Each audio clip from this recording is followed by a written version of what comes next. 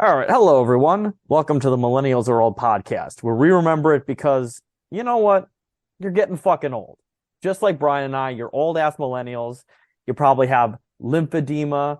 You probably got edema in your legs. You probably listen to the band edema as well. You're just a very sick old person having a hard time getting up in the morning and just probably have a hard time even, let's just say, running. You get winded all the time. And speaking of running, let's get into the classic 2002 Gen X classic, although as millennials do, we are going to culturally appropriate the film Run, Ronnie Run.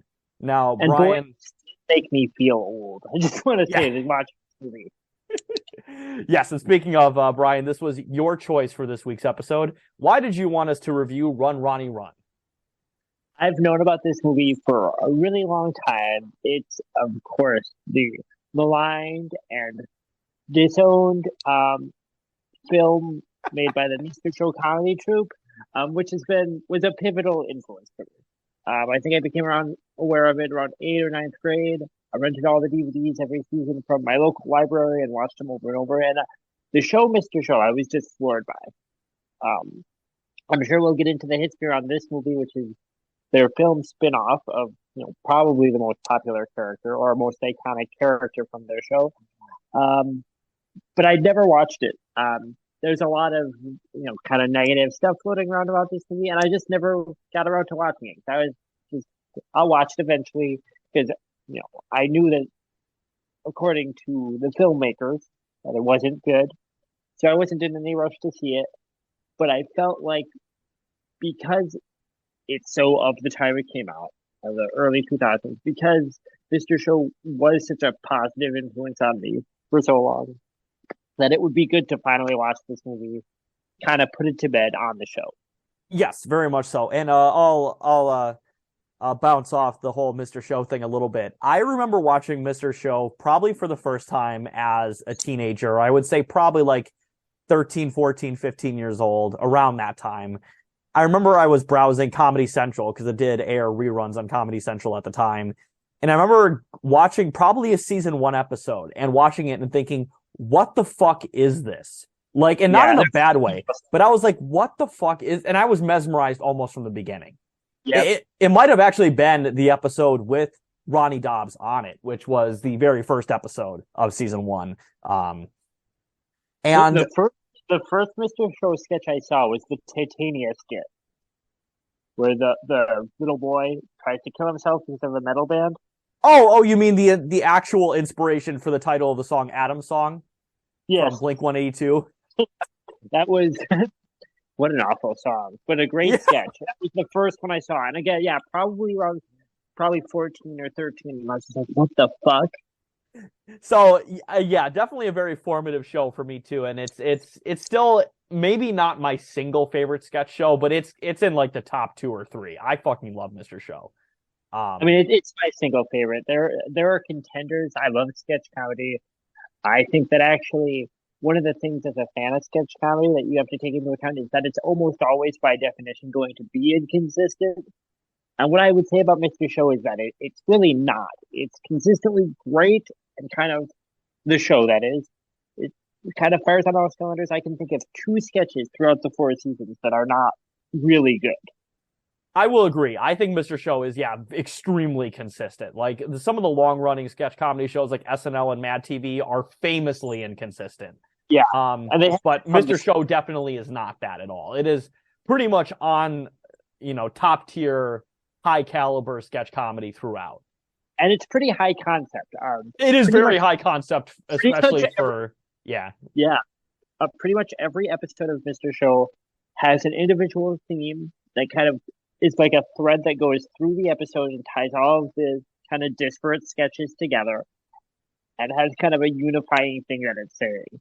It's really impressive. Yeah, it is actually very impressive. I will totally agree with that. And before we get too into the weeds of Mr. Show, because I do really want to talk more about Mr. Show, but let's get into some of the details here of the film. So once again, this film came out in 2002. It actually was, I'm sorry, I believe it was made in 2001, 2002, but it didn't come out until 2003 because this was a direct-to-video film. And boy, a specific type of direct-to-video film. Yes. It was rated R, very unsurprisingly, mostly due to swearing. It's not like hyper violent or anything. It's just a lot of swearing. This movie is directed by Troy Miller. And this film was directed, it was written by David Cross, Bob Odenkirk, who of course were the two co-creators of Mr. Show. Scott Aukerman, BJ Porter, and Brian Posehn. Brian Posehn, sorry, Brian, go ahead. All comedy guys who went on to have lengthy careers, who all more or less not started, but really kind of found each other and found their rhythm on Mr. Show. Yes, and very much are like the alumni of what came to be the late 90s, early 2000s alternative comedy scene. So yeah, definitely very influential guys who, and people who all wrote this show or this movie. Now Troy Miller, the director, is most known for once again directing this movie. The 1998 family film Jack Frost, which is probably most well known for having Henry Rollins in it for some reason. Which, of course, when you see Jack Frost, you immediately think, oh, he should work on an alt-comedy film. It's satire-heavy and cynical and kind of ad-busters adjacent. That makes sense. Yes. It's a natural... Oh, God. He also directed the movie Dumb and Dumberer, When Harry Met Lloyd, which is the prequel film to Dumb and Dumber. And, Brian, would you believe that it's really fucking bad? I never saw Dumb and Dumberer. It looked awful. And I was just offended that they put a wig on a blonde guy to make him look like Jim Carrey. Yeah, or I think you mean not Jim Carrey, the other guy. I know that's what they meant. No. The guy that plays the Lloyd character in Dumb and Dumberer, I think was like a frosted tip guy. Yeah. I think so. Yeah, you're right. But again, I never saw that movie. What's interesting about that, and I'll make this quick, is that the Dumb and Dumber 2 with the original actors that came out a few years ago is actually maybe more similar to Mr. Show than anything else in that series. Really? It's we'll talk about it off mic because it's a fascinating, bizarre movie. Interesting. Okay. That actually makes me want to watch it. It's like it's like a film that it's very slow paced and it's very bleak and kind of mean-spirited, and it's almost like they were tricking fans of the original Dumb and Dumber, in with the original cast, and then just trying to upset them, is what I think. Wow. Okay. We'll talk about it more. It's something. It is weird. Yeah. Also, Troy Miller is most known for, he also directed a shit ton of comedy specials, a lot of TV specials, but the one thing I wanted to highlight is he was the director of every single episode of season 5 of Arrested Development. Now, that is the only season of Arrested Development I have not seen, and I have not heard very good things about it. I've heard it's by far the weakest season of Arrested Development. So I was so disappointed in season 4 when it came back that I didn't even keep going. So, interestingly enough, so I won't get too much into Arrested Development, but season 4 of Arrested Development, the original airing of it was awkward, and I think it was very poorly paced. However, there is a re-edited version of season 4 that I've been told integrates the storylines a lot better.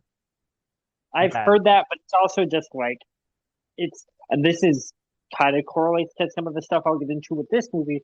The original run of Arrested Development, much like the run of Mr. Show, was like perfect and so dense in the way that stack jokes that like not being perfect for me is a disservice to that show. And I'm going to get a little bit ahead of myself. That's kind of how I feel about this movie. Yeah. I think it's a disservice to Mr. Show. And I will say, too, my last thought on Arrested Development. So just like Mr. Show, the first 3 seasons of Arrested Development, even though the 3rd season was, of course, well known for being very rushed, I actually don't think there's a single bad episode of the first 3 seasons of Arrested Development either. Very consistently good throughout. That's ever been written. It really is. No, I mean, absolutely. Other than Dragon Ball, Yeah.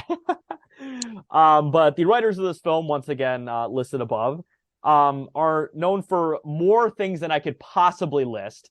But in relation to this film, they are Bob and David are, of course, the co-creators of Mr. Show. And Scott Aukerman, BJ Porter, and Brian Posehn were all cast members on Mr. Show as well. So this And is they a all- this is a Mr. Show project. yeah, this is the way it was marketed, if you can say it. It sort of was distant from that. I think kind of at everyone's behest, both the creators and the studio. Yeah. Again, we'll get into it, but really, and there are people that aren't really associated with Mr. Show in this movie film throughout doing cameos. It is really like a primer in late '90s, early 2000s kind of comedy, or it should be on paper at least. Yeah. This movie is about 86 minutes. Now, the cut I have that I found on YouTube, I didn't even have to download it from a Pirate Bay. I found it on YouTube. It was really cool. So awesome. But that one is 84 minutes, but on Wikipedia it says 86 minutes. So roughly this movie is still less than an hour and a half. Maybe those 2 minutes that we missed because we watched this cut, maybe they would really have pulled it together for me. Yeah, right. And once again, more facts here. This film did not have a stated box office or budget on Wikipedia. Now, of course, the box office isn't surprising because this movie was never theatrically released. But I'm surprised it did not have a budget. I'm kind of surprised by that. I mean, it seems kind of, from everything I've read, it sounds, which is mostly from Bob and David, who, obviously have their own perspective on it. There's probably other perspectives that are worthwhile. Seems kind of like, and when you watch it, it seems like there's a lot going on. Even though it's clearly low budget, it's a bigger budget than Mr. Show. Oh, very much so, yeah. Especially, I mean, just all the celebrity cameos alone. And last fact here, this movie has a 71% critic score and a 72% audience score on Rotten Tomatoes. Now, the 71% critic score, that's because I believe there's only 7 critic reviews on there. So, small sample size, but what professional film reviewer was going to? I mean, can I say one of our trivia facts that I'm sure you've got lined up? No one is going to review. It was reviewed. It was a bonus feature with the real Cancun DVD when it was finally released. Like nobody was professionally reviewing this movie. Shit. And speaking of trivia facts, as you have mentioned, and I mentioned to you yesterday, I believe, or maybe a couple days ago before we recorded, the first trivia fact I have here is both Bob and David have disowned the final cut of this movie. Oh, that's not very surprising. It's not to their standards. And the thing is, like, we'll wait to get into that. But, I mean, they had very high standards with Mr. Show. And this is not, like, the worst comedy I've ever seen. But, yeah, this is not up to Mr. Show's standards, pretty objectively. No, for sure. And the next fact here, very similar background to that, is this movie was held by New Line Cinema for 2.5 years after it was completed. So this movie was actually filmed probably in the year 2000-ish, or like... So this movie actually did come out before Joe Dirt, which this movie actually has a lot of similarities with Joe Dirt, especially early on. It was never released theatrically and was finally released on DVD in late 2003. Next fact here is, according to David Cross, the original script was a collection of sketches like the series Mr. Show, but New Line asked Cross and Odenkirk to focus more on Ronnie Dobbs. Now, there are actually quite a few sketches from Mr. Show in this movie. Yeah, they separated... I assume that the original draft was closer to like a Monty Python's Meaning of Life thing. Yes, I would say so. That's a really good way to compare, or a really good thing to compare it with. Although obviously, the Monty Python definitely a little bit higher quality than this movie. And the last little fact I have here is on the Mr. Show 4th season commentary. Bob and David talk of a different ending to the film that would have taken Ronnie to Scotland. While there, he would have found and killed the Loch Ness Monster, gotten knighted by the Queen of England, had sex with her, then steal her VCR. Now, that is a very Monty Python skit. That's very Monty Python, and that's much more aligned with the Mr. Show sensibility. Yeah. They never bothered trying to sell it to New Line Cinema since they knew they would never go for it, which, of course, New Line would not go for it. The infamous Bob Shea, the cheap, stingy fuck that he is, would have never allowed that to happen. Well, he was just trying to figure out a way to make more Freddy Krueger movies. Yeah. To figure out a way to bring that character back. Who's plotting Freddy versus Jason. Bob Shea, you're not dead, but rest in piss. Yeah, friend of the pod, Bob Shea. Definitely rest in piss when you die. So let's get into the synopsis. Now, once again, this movie is 84 minutes. It's got about 7 minutes of credits and a couple and an interlude that has nothing to do narratively with the story. So the movie is 75 fucking minutes long. It's got a couple of interludes that are loosely connected to the story. Like, Yeah. you know. So there's a narrative plot in this film roughly about 70 to 75 minutes, which is perfect for me. Well, for what this movie is, it's a bit much. Yeah. Yeah, even with that, it's overstays its welcome just a little bit. Yeah. But with that, this movie had a very, very short synopsis on Wikipedia. So I actually did my full synopsis here. So once again, this movie is a collection of very small vignettes and an overriding plot, but it's more overriding plot than vignettes, unlike a Mr. Show skit. But let's get into the synopsis here. So the movie begins with a let's all go to the lobby style intro, which is all the snack foods in the theater going together. They go to the bathroom, they take a leak. Very interesting. Animation style reminded me very much in this of John King and Bumpo. Friend of the pod, John Crickfalusi. Yes.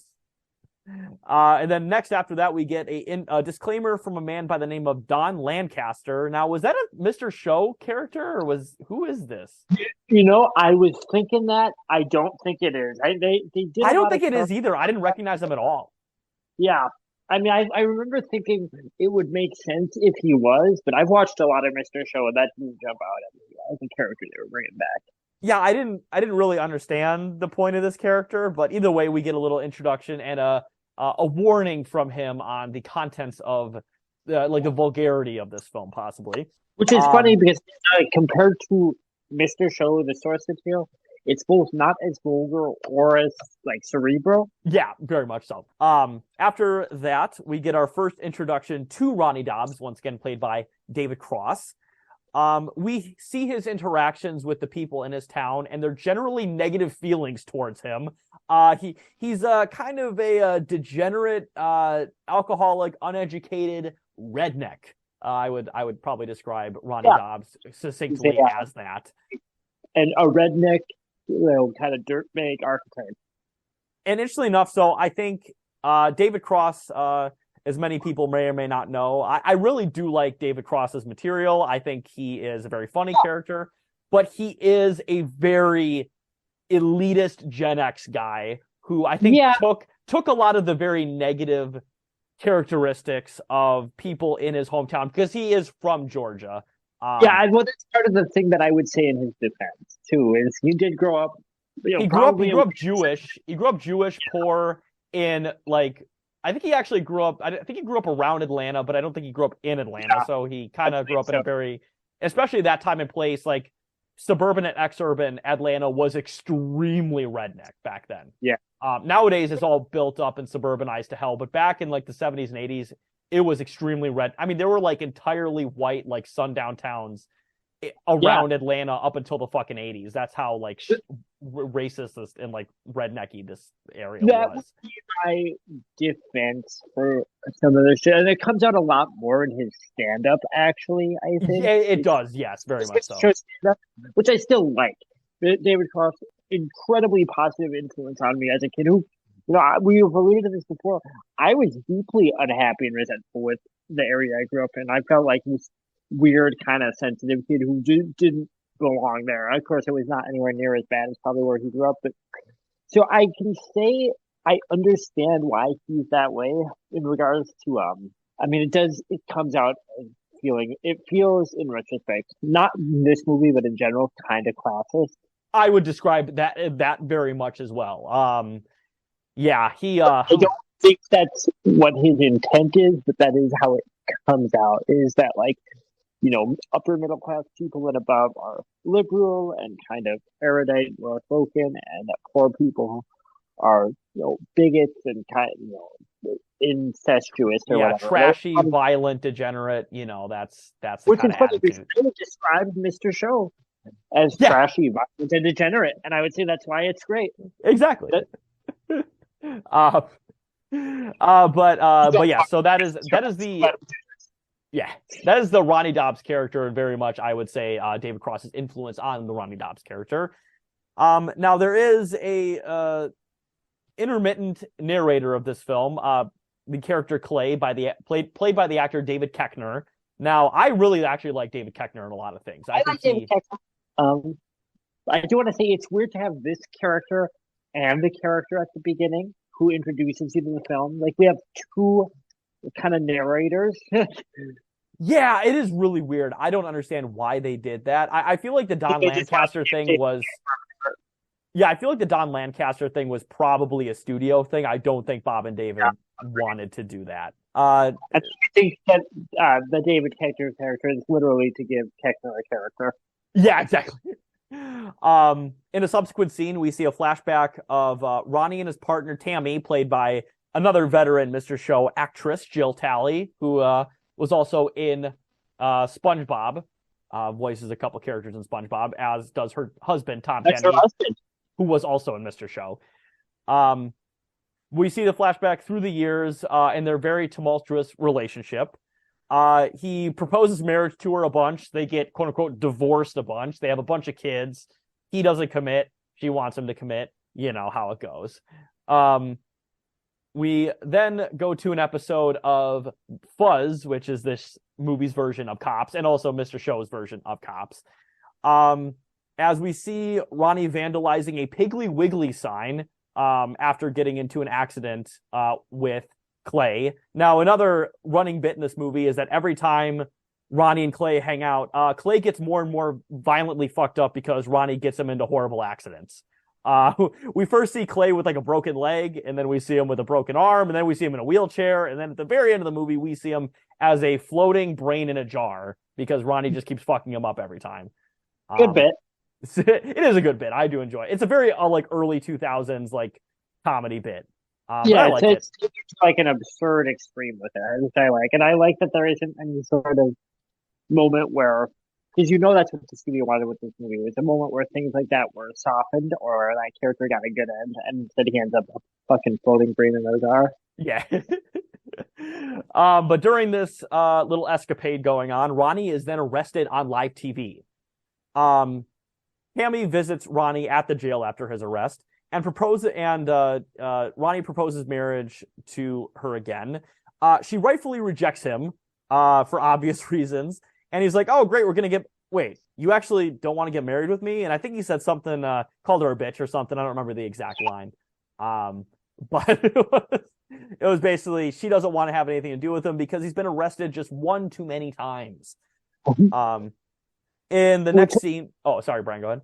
One of the things I want to get out of the way now before I forget with the portrayal of Ronnie Dobbs in this versus in the show is that I don't think this movie is what I would call like a Mr. Show sellout, but there is sort of, I think, a thing where the character and the whole point of the character is softened a little bit because he's a protagonist. Because what's the first thing about the Ronnie Dobbs character in the sketch show is that he doesn't really have any positive arc where he becomes like nice. And I kind of feel like this movie kind of teeters between that and then trying to make him a more traditional, like, comedy protagonist. Yeah, no, for sure. I mean, yeah, in the original fucking skit, they kind of make fun of that arc a little bit.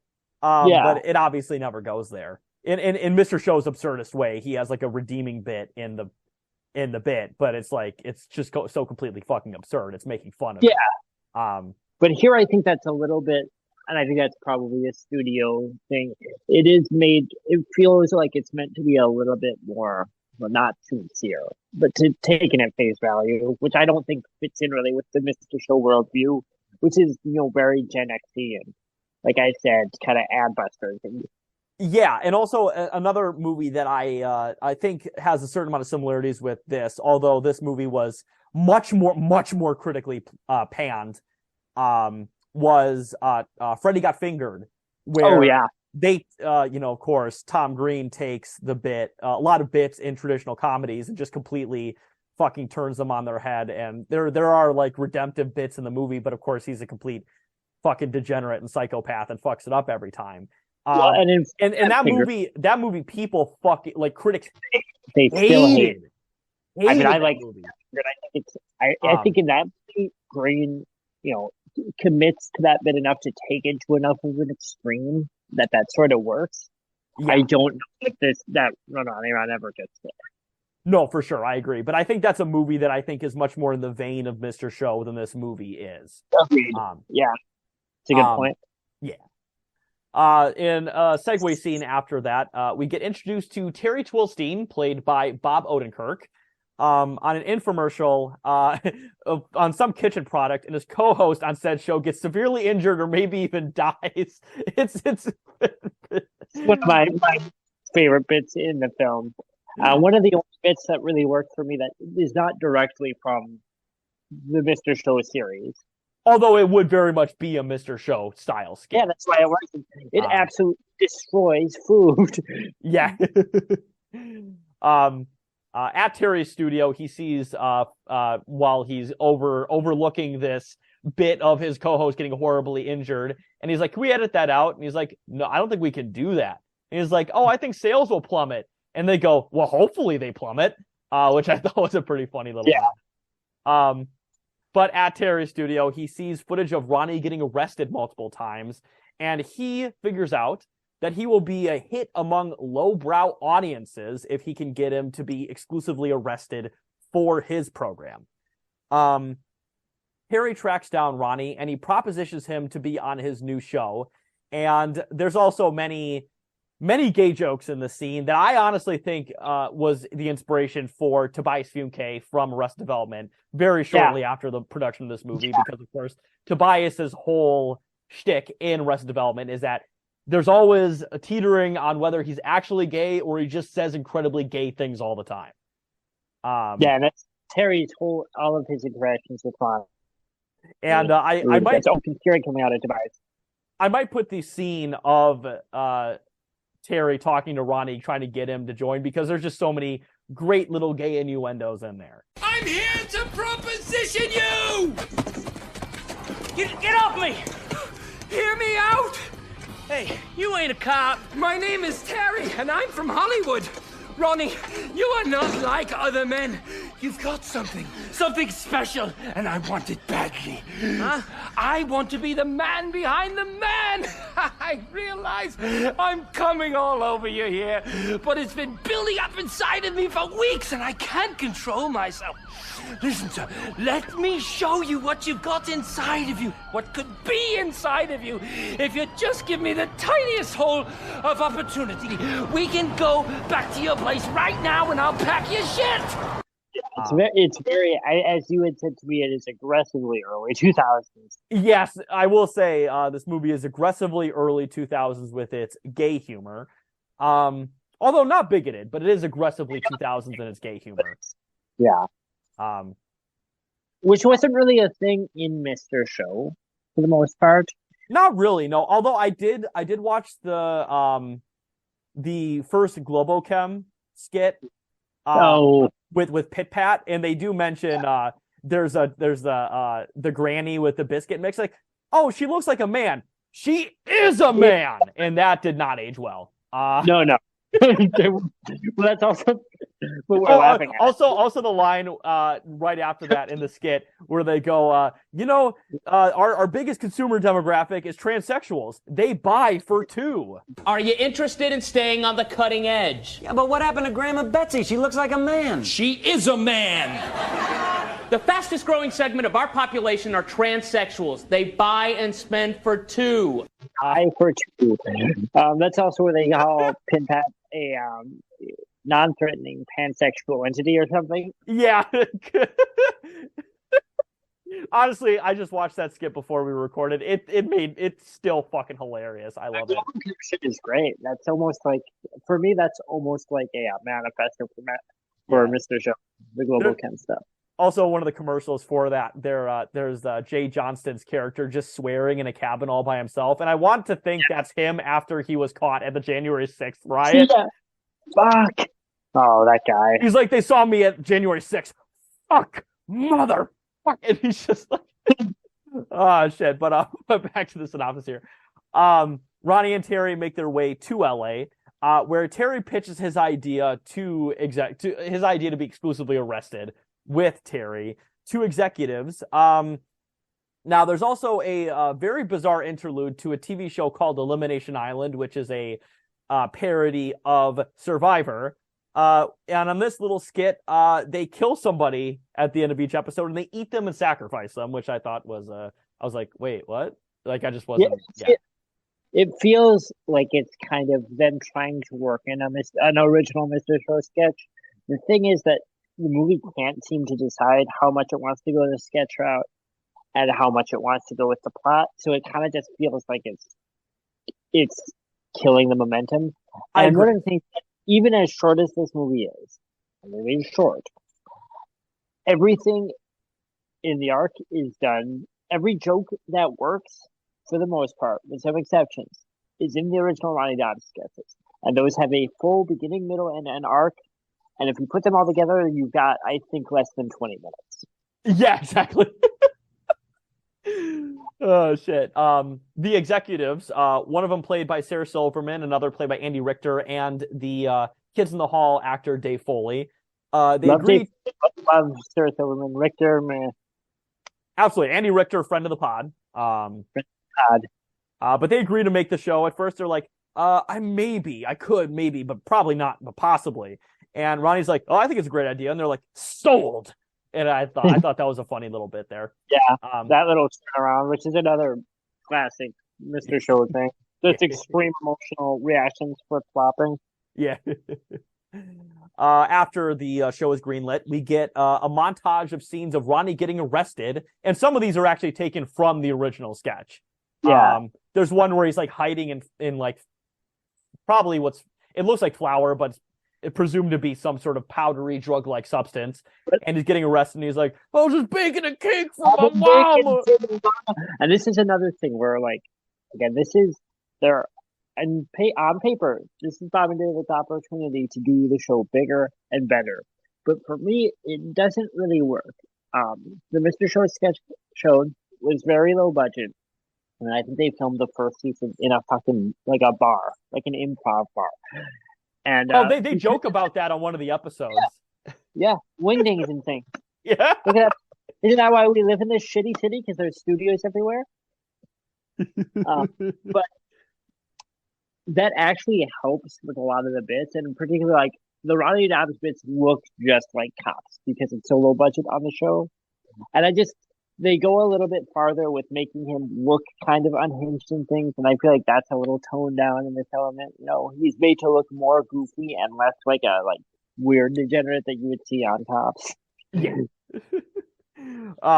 After the montage, Terry gets Ronnie a fancy house, and we see him host a party with a bunch of celebrity cameos. Now, there's so many fucking celebrity cameos. You got Trey Parker and Matt Stone. You got Scott Ian. You got one of the guys who was on fucking Curb Your Enthusiasm. I mean, Kathy Griffin. You got a million motherfucking people in this scene as cameos. Like they made a list of maybe their most famous friends or fans. Straight up. That's literally what happens. There's so many cameos in this movie. Also, there's a Patton Oswalt cameo earlier on in the film. Yeah, Patton Oswalt early on. I think he's only in season 1, but he did appear along with Jack Black on and off in season 1 of Mr. Show. Yes, very much so. Now, there's also a relatively funny sketch where Ronnie gets propositioned by a guy. And he's like, "Oh, you're gay or whatever," and you see a little thing where there is a worldwide gay conspiracy led by a character played by Patrick Warburton. Now, I actually did like this skit. Yeah, I like this bit. This felt pretty Mr. Show. Nice Patrick Warburton. Yeah, always good to see him. And he's like, "All right, our gay conspiracy has been found out," and it's like, "Oh, well, what about the gaydar? Oh, what about my $3 bill? What about the skin flute?" And it's just, I thought it was kind of funny. But also that none of these characters are acting quote unquote gay. They're just playing it straight. It's a good touch. Playing it straight, but no, I'm just kidding. But next we see Ronnie meets his love interest Kayla, who is actually on a beer cutout at the liquor store earlier on in the movie. This character is played by the actress Nikki Cox, who I can only describe as extremely hot. She is extremely fucking hot. And she was married to Jay Moore, a guy who is not super hot. it's one of those things where it's like, oh, the hottest woman in the entire world is in a marriage with just some guy, and that's Jay Moore. That always makes me feel good. Like Jay Moore is not ugly, but he's not hot enough to be her husband. But that's neither here nor there. Nikki Cox, if you're still around, please talk to me. My DMs on Twitter are open. And they have sex to an R&B song sung by Ronnie. Now, what was the band again? 2 plus 1 2 times 1, 3 times 1 minus 1. Yes, right. And it's a very funny song. Now, that was also a Mr. Show skit, right? And again, done a lot more effectively on Mr. Show. I'm not sure why. There's just something when they adapt sketches that originally were on Mr. Show for this movie, the pacing feels weird, and they don't feel quite as loose with it. But 3 times 1 minus 1, recurring characters on Mr. Show as well. Feels kind of fan service of me to have them in here. I'm not complaining. Love the characters.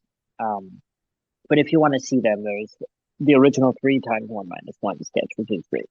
They're a parody of, kind of New Jack Swing and R&B, Voice the Man and shit like that. And they appear on the White People Co-opting Black Culture Network. Oh, yes, that's right. After the sex scene, Ronnie has a grand plan to win his former wife Tammy back.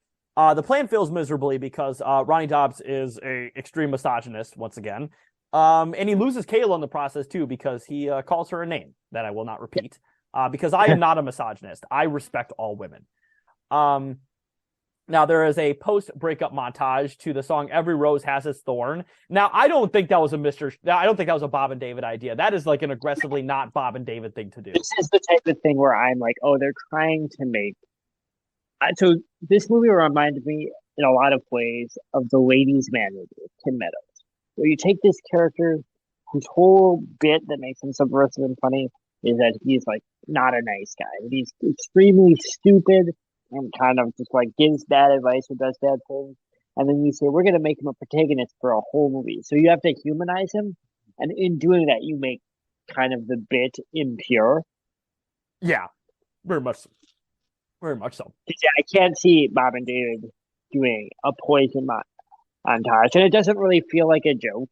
It feels it really doesn't. There's not a lot of stuff that makes it goof. Like, it seems like a sincere, like, post-breakup montage scene. And it's like, oh, this does not fit in this movie at all. Yeah. There's also a little scene after that involving a stage adaptation of Ronnie Run. And Ronnie Dobbs is played by Mandy Patinkin, which I thought was very funny. That's cute. This is actually one of the scenes that bummed me out the most because this is also directly originally a Mr. Show sketch. Yes, it David was. Cross is performing in it, and the whole bit is that David Cross in real life has a beautiful kind of musical theater voice. So you see Ronnie step up to the mic and begin to sing, and you're shocked because it's clearly David Cross really singing and doing great.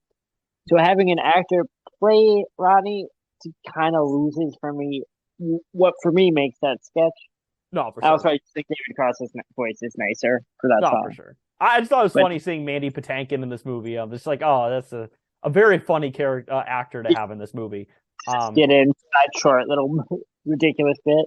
Yeah. And of course, the song includes, speaking of Ronnie being a misogynist, the line, "Can't a man not control his bits with violence?" And it's sort of a Les Miserables type song about being oppressed. Y'all are brutalizing me. It's a good song. Absolutely.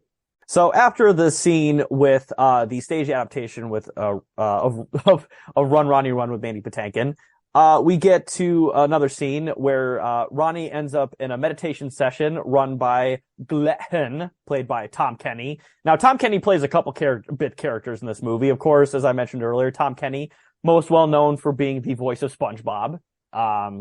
He is always great. I love seeing Tom Kenny in pretty much anything. At the meditation session, which is also has another celebrity cameo by Jeff Goldblum. That's it. And it's a fairly funny scene. You see Ronnie crying about the fact that sorry, Brian, go ahead. Oh no, it's good. I feel like the joke is in a lot of ways maybe a little bit more that we're seeing Jeff Goldblum. Like, but I like it. Yeah, yeah. Terry finds Ronnie at the meditation session and convinces him to get back into the swing of things with a beer and a heartfelt letter from a fan. Now, this is directly also taken from the original Ronnie Dobbs sketch. Yep. The letter is basically like, I was a big fan of you, but you stopped getting arrested and my dad beat the shit out of me, or something. You're not so drunk anymore. Oh, yeah. My daddy says you were never drunk. Yeah, my dad says you were never drunk. Now, the following sketch, especially as Terry and Ronnie reunite and he's about to kiss him, is censored from the film, once again, by Don Lancaster from the original part of the first scene of the movie. And in its place is a parody song of what the fuck was that? Like a chimney sweep thing? Mary Poppins? Chimney Sweet Mary Poppins thing, yeah. Yeah, with Jack Black singing a song that is suggestive of maybe something else. Yeah. But we also get our Jack Black cameo, who was also on Mr. Show, of course. Yeah. Also was in one of my favorite sketches of Mr. Show, which is the glory hole at the with the farmer's daughter. My favorite Jack Black Mr. Show sketch is what is it? Is it like Craig Christ? What is the one Jesus' lazy brother? I don't know. What is I would that have character? to watch it. Yeah, it's like a Jesus Christ superstar spoof. Okay, I would have to rewatch it. And if I saw it, I probably would recognize it. Yeah, you should watch it after this. It's great. That's my favorite thing Jack Black ever did on Mr. Show. But the Glory Hole sketch is tops. Yeah. Ronnie returns to his hometown, and the former sheriff, and I also forgot to mention there's a sheriff character who warns to Terry that if Ronnie ever comes back to town, he will arrest him and execute him. He is now the governor, played by the character actor MC Gainey, where, once again, he's arrested immediately per the original agreement. The governor's son is subsequently kidnapped, and the kidnapper demands the release of Ronnie Dobbs. Terry tries to reason with the kidnappers, the lead one played by the actor Arlie Ermy. But they want to kill Ronnie, not release him, because Arlie Ermy was a cast member on Elimination Island, and the TV show got canceled because Run, Ronnie, Run was just too popular. And he wants to take revenge. This whole stretch of the film, like this bit, doesn't really work for me. Like, it feels really big and kind of rushed and kind of like it's there to give the plot a climax. Yeah, very much so. It feels very forced. I don't like Arlie's performance in it. He doesn't really seem, and I actually feel this way about a lot of things Arlie Ermy said. He doesn't seem into it. He's kind of just doing the Arlie Ermy bit, which I'm not really a fan of outside of Full Metal Jacket. Yeah, I can agree with that. I've only seen two things with Arlie Ermy that I think he actually like adds a lot to the performance. So one, of course, is once again Full Metal Jacket, as you mentioned. Yeah. And also, I think he adds a lot to the Texas Chainsaw Massacre remake. I actually like his character a lot in that movie. I do too. That's a really a good addition to the Texas Chainsaw mythos. But other than that, when I see him, I'm kind of like, I have to see his face and hear his annoying voice. And the whole joke is, oh, it's the guy from Full Metal Jacket. It just doesn't do it for me. Man. Now, interestingly enough, he's also in, of course, obviously, he's also in the prequel to the Texas Chainsaw Massacre remake. And I think he's not good in that movie. He's not a good actor outside of like Full Metal Jacket and shit like that. I don't know. For sure. He has a good bit, and when it works, it works. But when it doesn't, it falls pretty flat for me. Right. Now, this is also an aggressively not Mr. Show scene. The governor's son is able to overpower the kidnappers through his kung fu fighting skills. This was, I would argue, stupid, but not like bad, but it's like probably one of the worst parts of the whole movie for me. It just does not fit. Doesn't feel like Mr. Show. It doesn't feel like something Bob and David would have done. It feels weird that they signed off on it. It feels like a lowbrow early 2000s straight to DVD comedy scene. Yeah, and one of the things with Mr. Show, if anyone listening to this hasn't seen it, first of all, you should see it. It's 4 seasons, but it's very short. I think every episode is on YouTube for free, to be honest. Well, it was for a long time, and it's great. And one of the things is it's a favorite thing of mine where it's middle brow, but it's kind of, it's pretty cerebral and it's sort of pretending to be lowbrow. And but this doesn't feel that way. This just feels like a bad, hacky comedy. It feels like the type of movie trope that Mr. Show would have mocked and done like ironically, but not done that way. Yeah, it is not great. I would say the action is not on par with either The Raid or Gamer. It's just not a good action scene. Yeah, not the same level of excitement. Disappointing. After that scene, the governor's son convinces his dad to release Ronnie. And Terry and Ronnie decide to make a new show called Ronnie Gets Rescued. Which is a show where it's almost kind of like World's Most Amazing Videos thing, but just Ronnie Dobbs. Yeah. In the final scene of the movie, we see Ronnie and Tammy driving off and getting into an accident, as he always does, with Clay, and that's how he ends up as a brain in a jar. And in the credits, there are bloopers not of the movie itself, but of the Fuzz TV show, where you see Ronnie get into various little hijinks. And pretty cute. Yeah. It's fine. And as I've mentioned several times, the actual final scene, there's a little post-credit sequence. Now, this was before Marvel really ruined post-credit sequences, so this was probably fairly novel in 2003 or 2002. This is when they still felt like a hidden track on a CD. All right. Yeah. Yes. And we see Clay, as once again a brain in a jar, do a very, very short little ending monologue of the film. Now, that is my plot synopsis for this film. Now, I know you obviously don't have as positive feelings of this film as you do of Mr. Show, and I don't either. But I will say, for a 75-minute straight-to-DVD early 2000s comedy, it's one of the better ones. It's the best one you're going to find, probably. I mean, yeah. And also, as I failed to mention, this movie does have a lot of similarities with the Happy Madison film Joe Dirt. Now, this film did come out technically after Joe Dirt, but it was made around the same time as Joe Dirt. That's one of my least favorite Happy Madison movies. I said on the show before that I'm a big Happy Madison apologist, but you got to look at your movie when it's got a similar general theme to Joe Dirt, and that's the more successful movie. Yeah, exactly. Like mulleted Southern redneck style guys who go around the country doing various things to get famous, and that's what Joe Dirt is, essentially. Although in Joe Dirt, he's of course trying to find his parents, but still. Yeah, it's a little bit more, the heart of gold angle is a little bit more at face value there. Yes, and I will say I love Mr. Show obviously way more than I like Joe Dirt, but I will say out of these two movies, I do like Joe Dirt more than this movie. Oh, yeah, of course. If someone was going to watch this, I would say, hey, you should watch, instead of watching Ronnie Run, I would say you should watch you should watch Mr. Show. It's great. But yes, if you want to watch that movie, you should just watch Joe Dirt.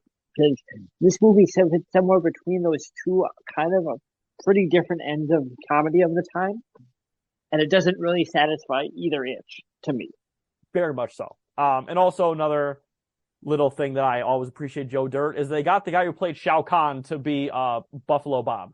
So always love that. God, what a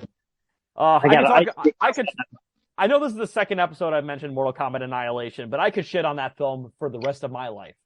Maybe we'll watch that someday. I haven't seen it. Oh, it's bad. I remember that it's bad.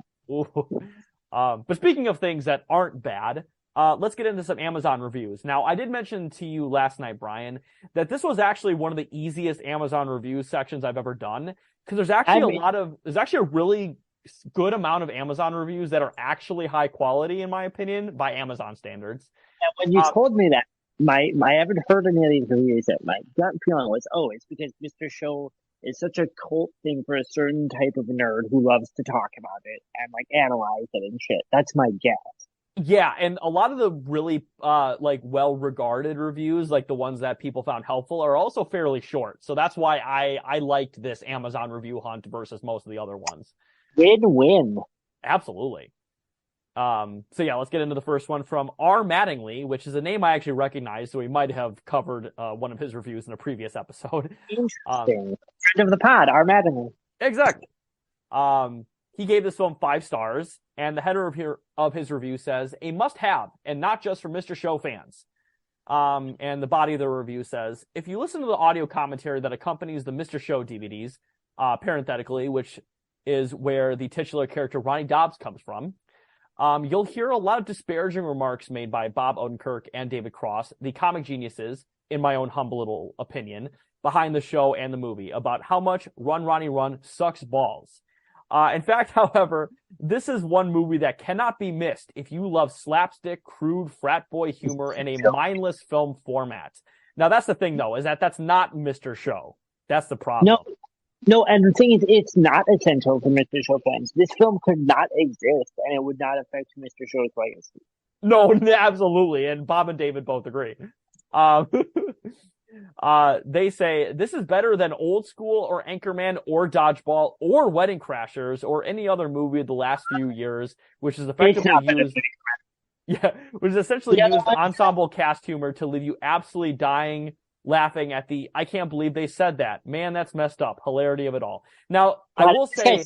So it'll blow his mind. I actually do agree with that, mainly because outside of Dodgeball, which I have not seen in a long time, I don't like any of those movies.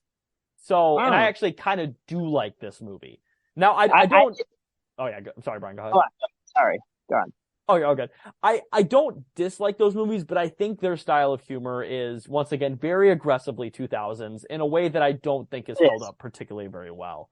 I actually watched Anchorman for the first time probably like 6 months ago, and I'm like, oh, this is what everybody quotes? This is the movie? So I don't like those other movies. I've not seen Dodgeball in a long time either. Don't like Old School or Wedding Crash. I think they suck.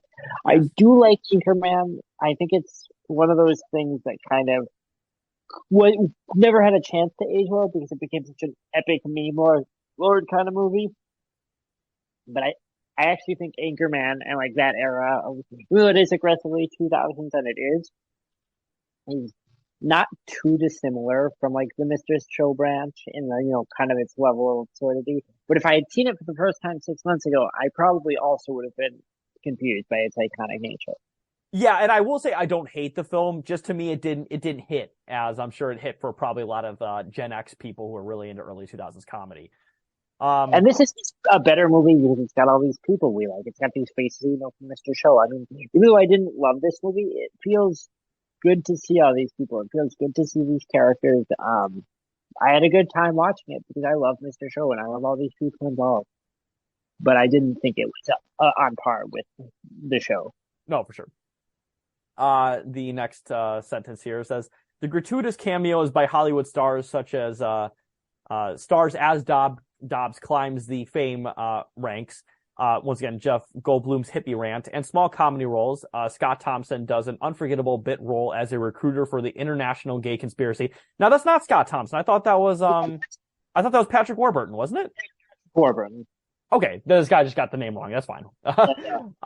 Make this film worth watching. But what makes the film worth owning is David Cross and Bob Odenkirk, easily two of the most overlooked commercial success-wise comedians of the 90s. These guys helped invent Tenacious D with Jack Black and Kyle Gass. They do acerbic, spot-on humor that makes you often question whether they're being serious or just crossing the line a little too much. Watch this once and you'll be a believer. Watch it again and again and you'll never get over how funny these guys are. Now, I do disagree with a lot of that. Part of it is they did not create Tenacious D. The Tenacious D is obviously quite separate from Mr. Show. And also, if you want to see how their acerbic wit, this is not the movie to do it.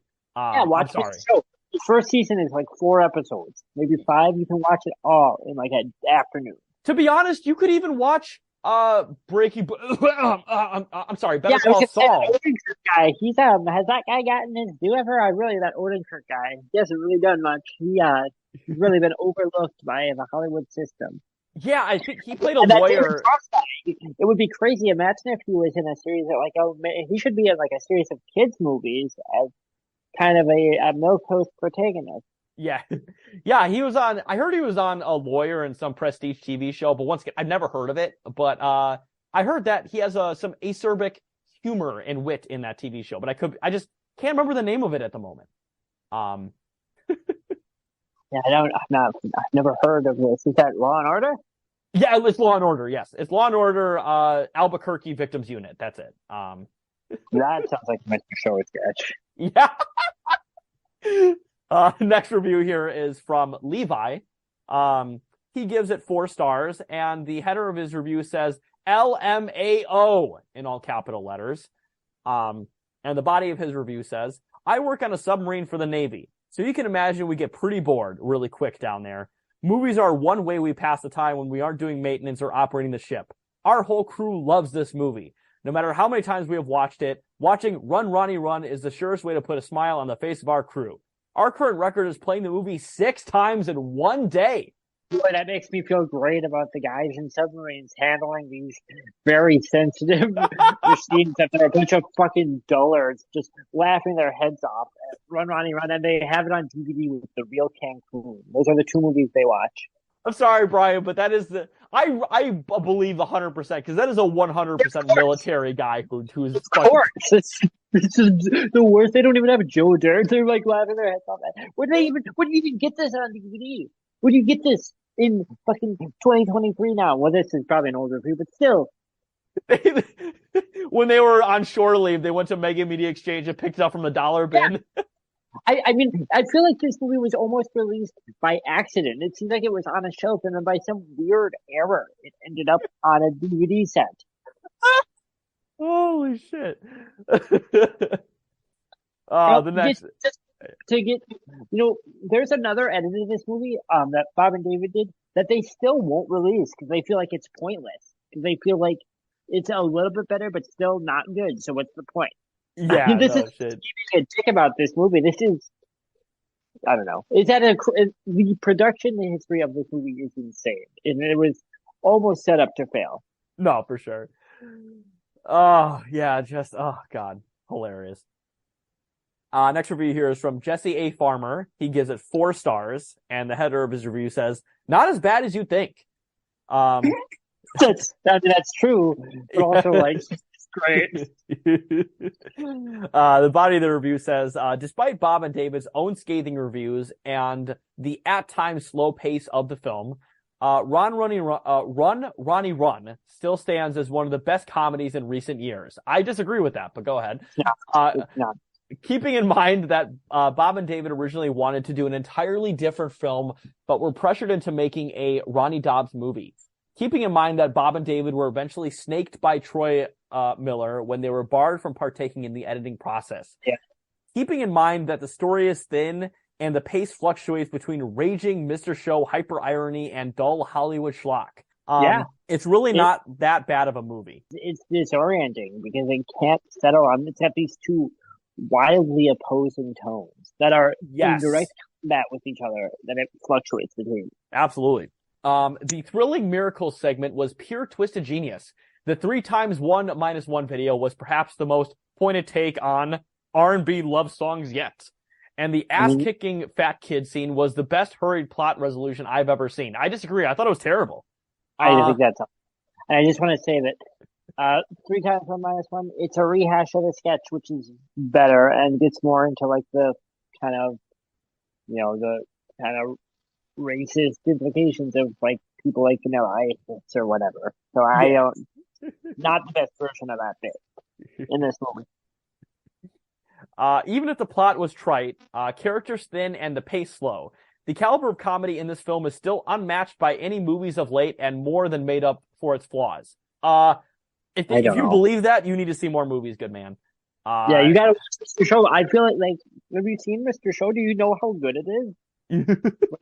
That's the thing. It's so good that to say like, oh, it's actually not that bad. It's like, yeah, but Mr. Show was so good. Seemingly, I would say if you were a type of person who, got this from the dollar bin at Mega Media Exchange in like 2006 and had never seen Mr. Show, and you love these sort of like lowbrow 2000s straight to DVD comedies, you probably love this movie. Yeah, and I would love it in that context at the time, sure, but it's not a good representation of Mr. Show. No, absolutely. I 100% agree with that. And the last review here, I was able to find a very positively reviewed negative review of this movie. The by David Cross. Yeah, in fact, their actual first name is Brian, so I think you actually might have written this one. But the user Brian M. Benway gives this movie 2 stars, and the header of their review says, "Y'all got fake poo?" ? As a voracious Mr. Show fan, I had expected that Bob and David's feature film debut, quote unquote, as a team, would be as clever and as funny as Mr. Show, the vehicle that propelled them to cult favorite status. However, operating under a studio that re-edited and reworked their movie, Bob and David lost their creative control over their project. The result is a movie not worthy of the Mr. Show moniker. Significantly dumbed down and played out like a one-note joke. Run, Ronnie Run is less like the fresh innovativeness of Mr. Show and more like one of those tired SNL movies which features a once brilliant character just going through the motions. I totally fucking agree with that. This actually does remind me a lot of like a bad SNL movie. Yeah. Although I do think this movie is better than some of the bad SNL movies, it still reminds me of a bad SNL movie. Yeah. In the end, it doesn't even matter. No, I added that one. Sorry. In the end, it's easy to see why Bob and David wanted to discard this film. A mangled version of their concept. Shame on New Line Cinema for tainting the genius of Bob and David, and then shame on them for refusing to issue this film a proper theatrical release, only to offer the film on DVD for a quick buck.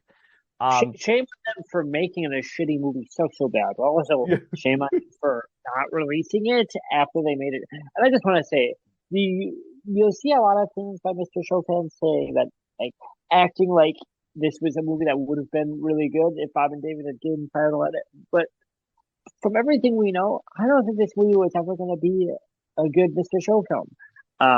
The very premise of Ronnie Dobbs' story, that whole story has been done better and more effectively on the show in less time. It wasn't even the premise they wanted to do originally. So, like, at that, we're off to a bad start with this movie, like, working as a reflection of Bob and David's vision. Exactly. And that I watched the original sketch. Not the whole series, but just the original sketch. And yeah, I mean, it has basically all the plot lines of this film, but it's like 5 fucking minutes. Yeah, everything that is funny about that and like is good satire and works, that is like the plot of this movie is better in that sketch. And then also there's, the Ronnie Dobbs callback with the musical, which is again better and has more of a punchline in just the brief sketch, which I think is a minute and a half long. Yeah, exactly. Last sentence here is, still for Bob and David DVD completionists, this is a must-have companion to Mr. Show. Now, I only agree with that if you are OCD like me and you're a completionist. But I do agree.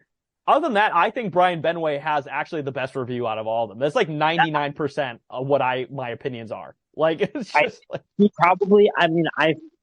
think I'm being more generous to this when I say, like, I had fun watching this movie because I like all the people in it, and I like, I like being reminded of Mr. Show, but I also have every season of Mr. Show on DVD. I can watch that too, Yeah, and I will say, I need this on DVD. I need this on DVD because I need to finish my Mr. Show collection.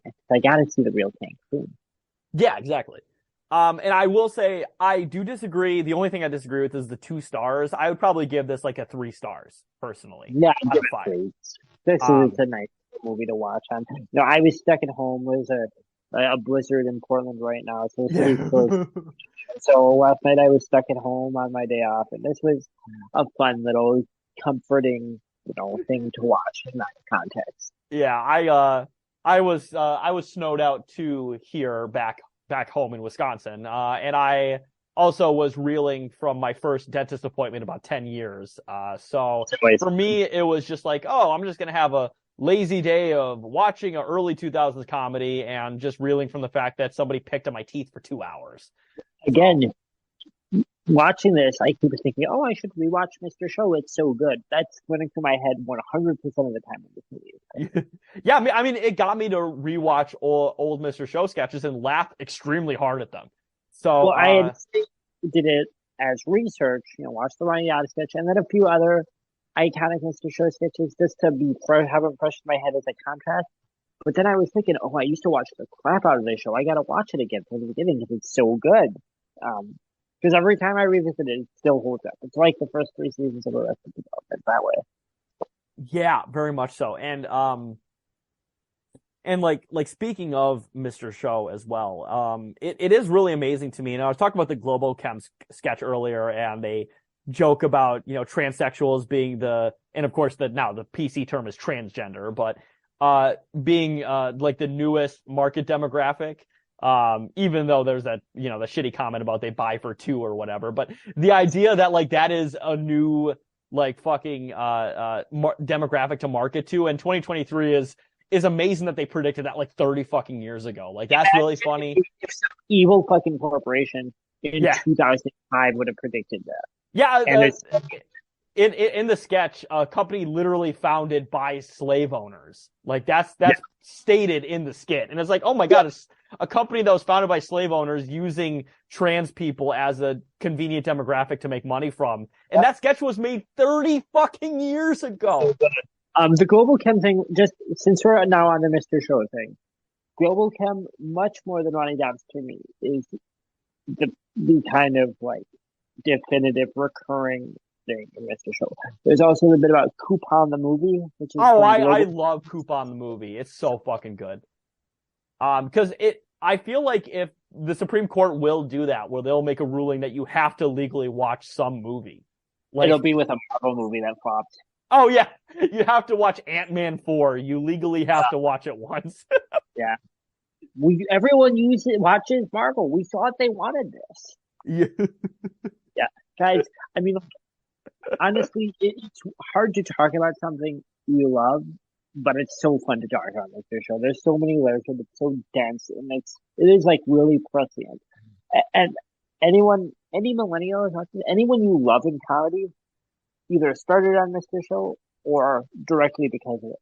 Tim and Eric directly follows Mr. Show. It's like, and I mean, like, I love Tim and Eric. It's directly taking the Mr. Show worldview to an even more extreme place. Yeah, exactly. And speaking of it's so dense, as Rick McCallum, the producer of The Phantom Menace, said, Mr. Show, it's so dense. Every single frame has so many things going on. And that's how I feel about Mr. Show. Yeah. And also how I feel about The Phantom Menace. I think The Phantom Menace and Mr. Show are on the same caliber. In different ways. In different ways. I would agree that there's a lot going on in The Phantom Menace. But yes, that is our review of Run, Ronnie Run. Now I will say this is the only Mr. Show movie, right? Yes. I do think, and even though of course Ronnie Dobbs is probably the most famous Mr. Show skit, of course it was a skit in the very first episode. Do you think there could have been other successful Mr. Show movies that were not completely rat-fucked by studios like this movie was? Well, I think the best thing to do would have been to come up with a big concept. I've said something that was important to Bob and David. Maybe something about, like, I'm thinking about what David Cross ends up doing immediately following Mr. Show. Maybe something related to, like, post 9/11 fervor, and then make a sketch show kind of like Meaning of Life around that, and tying all of those things together. You know. I think a Meaning of Lifestyle movie would have been perfect for a Mr. Show movie. That maybe has like something that it's trying to say about, you know, any of those Gen X Mr. Show topics like consumerism or, you know, like advertising or something, but to do a sketch comedy thing through that lens, or to just make Coupon the movie and make it 3.5 hours long. Oh yeah. That would be really fucking funny. Beautifully shot.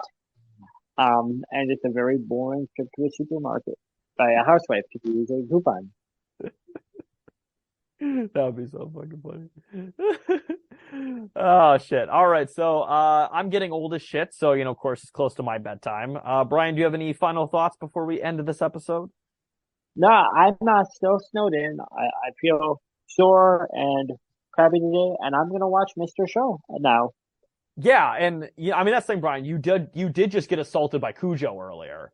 So oh my god, So I straight up for the first time in my life, I was bit by a fucking dog yesterday on my day off, right as the blizzard in Portland was starting. Ruined my fucking mood.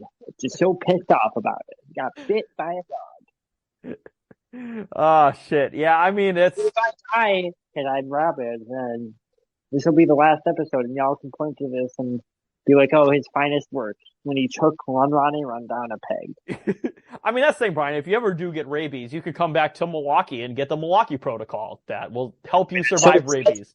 I spent my day reading up about how 26 people in the last 70 years or whatever have survived rabies with the Milwaukee protocol, and how it's very aggressive and expensive, like prohibitively expensive. This was not like a stray dog. This was a person's dog that I walked past. I'm just freaking myself out. Yeah, honestly, Brian, you're totally fine. I obviously watch the wound, obviously, bandage it up and make sure there's no like leaking pus out of it and shit. But for the most part, you'll be fine. It's not a rabid dog. I know. So I grew up with dogs. Sorry, listeners. This is just my signing off. Actually, because I need to get something. I've grown up with dogs. My sister owns a kennel. I've had rescue dogs who are anxious and like overly aggressive in my life. I have never in my life had a dog just perceive me as I was just walking past this guy walking his dog, and the dog, just like, and I said, "Oh, excuse me," and went to move to make some extra room for them to walk by, and it spooked the dog, and it fucking bit me and ripped a hole in my pants, and this big fucking bruise the size of like a platter on my thigh. This never happened to me before. Just shocked. No, I bet, man. That fucking sucks shit. I grew up with dogs, but you know what? I'm done. My eyes are open now. Take them out. Yeah. That. Yeah, I mean, I know in 2024, just for that reason, I know you're voting for Pete Buttigieg. I know that. Of course. Well, and the thing is, we all know that you've got your killer dogs who, are bred to kill and don't know anything else. You've got your pits, you've got your Ross, but this was a lab. This wasn't even one of the quote unquote demon dogs who I've long advocated for, putting on sticks in the street as a demonstration of force. This was a quote unquote nice dog. So you can't trust any of them. Yeah, I mean, shit, obviously we know that Pete Buttigieg wants to restart Auschwitz for dogs. He's already killed one of Joe Biden's dogs. Well, the thing is that's actually what's happening in Ohio is he had tied a dog to a litter of puppies to those train tracks over by Palestine, and off it went trying to save those dogs. And what happens when you try to save the dogs? You kill the people. You cause a Hiroshima level event with vinyl chloride. So you know what? That's because Pete Buttigieg had tied some dogs to that railroad track, and instead of just running them over like the operator said, it worked. In East Palestine, Ohio, they should have got fucking Condoleezza Rice to say we don't want the next smoking gun to be a mushroom cloud. But maybe they should have gotten Obama to show up there and be like, "I'm fine breathing this air. I'll breathe it right now." To all the people living. Let me be clear. If you see a bottle of water, I'll drink it in front of you right now. And he proceeded to take the tiniest sip imaginable, just like he did in Flint. What a fucking asshole. It's so cool. Like, one of the things is that watching Mr. Show, when I saw it, I was like, boy, the world really sucks. And this movie's really about that. But now I watch Mr. Show and I think, boy, the world was nicer when this was made. Yeah. Just a bummer. Yeah. All right, with that digression, I really do have to go to bed. But it's been great recording with you, Brian. If you want to follow us, you can follow me at Carlos Chantor on Twitter.com. Follow me at John Stab. That's no H and one B. Or two B's? I forget which. I think it's two B's. I think you're right. I think so. I stole the name from a dead punk rock singer. Two B's or not two B's? Okay, that was terrible. My apologies. But all right. Have a good night, everyone.